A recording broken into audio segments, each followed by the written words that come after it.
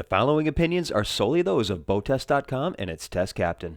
Hi, Captain Steve for BoatTEST.com, and this is Mercury's 250 Pro XS, tournament proven to offer the best in fuel economy, performance, and speed. I'm going to put it through a full test and see how she does.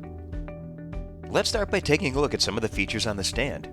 The Mercury OptiMax 250 Pro XS is available with either a 20 or 25 inch shaft length. It has a dry weight of 505 pounds and is water-cooled, naturally aspirated, two-stage direct injection designed to run on 87 octane fuel with up to 10% ethanol. The cowling comes off easily. She's a V6 design, 60-degree, 3-liter displacement. It features a high-torque starter with a gear reduction added in. Below that is the multi-port oil injection pump that delivers the right amount of oil to the components, whether during break-in, hard running, or at idle speed. This oil pump is a big deal as it not only lubricates the component, but cools and cleans them. There's a remote oil tank in the boat with a second oil tank on the engine that includes sensors for low and no oil. Crankcase pressure forces oil from the remote tank to the engine-mounted tank. From there it goes to the multi-point oil pump. And notice how the pump has several discharge ports. These feed oil to the compressor in all 6 cylinders with a ratio controlled by the PCM, the onboard computer. Additional sensors are mounted to the housing, including the now familiar terminator plug for connecting diagnostics. Continuing on down, we have the silver gear case, which signifies that this is the TorqueMaster gear case, which is standard on the Pro XS. This is designed for heavier loads and boats hitting speeds up to 85 miles per hour.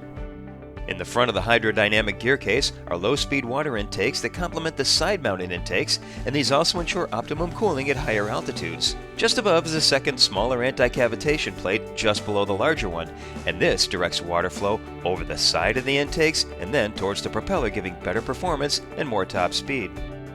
Now, because of the right-hand turning propeller, the heavy torque pushes the gear case to the right. Mercury added a cambered skeg with a flare to the right side that counters the propeller torque, taking the strain off the hydraulic steering. It also gives a straighter hole shot. With conventional props, water restricts the rotation of the propeller as it accelerates. By venting the exhaust out the front, the prop is aerated, allowing it to accelerate quicker. Let's go back up and look at the rear of the engine. Here are the independent ignition coils, one for each cylinder. Above is the 60 amp on-demand belt-driven alternator. To either side are the fuel rails that tie into the direct fuel injection system. Moving to the left, notice the fuel rails and you can see how it ties into a critical component at the top, the air compressor. This builds air pressure that goes down into the fuel rail, then goes through this vapor separator. This pressurizes the fuel, drives it to the fuel rail to combine with the air, and then moves to the combustion chamber. So how does it all come together? Well, let's head out and see how it performs on our test boat. We tested the OptiMax 250 Pro XS on a Ranger Z521 bass boat with an empty weight of 1,900 pounds. With full fuel, 2 people, and the 505-pound engine, we had a test weight of 2,969 pounds. With the 250 Pro XS turning a 14 by 25 3-blade stainless steel Fury propeller with 12mm vent plugs, we reached a top speed at 5,800 RPM of 75.1 miles per hour. At that speed, the 250 Pro XS was burning 22.8 gallons per hour, giving the Z521 a range of 71 miles. Best cruise came in at 3,000 RPM and 30.5 miles per hour. That speed reduced the fuel burn to 6.2 gallons per hour and gave us a range of 106 miles and an endurance of 3 hours and 30 minutes, while still maintaining a 10% reserve.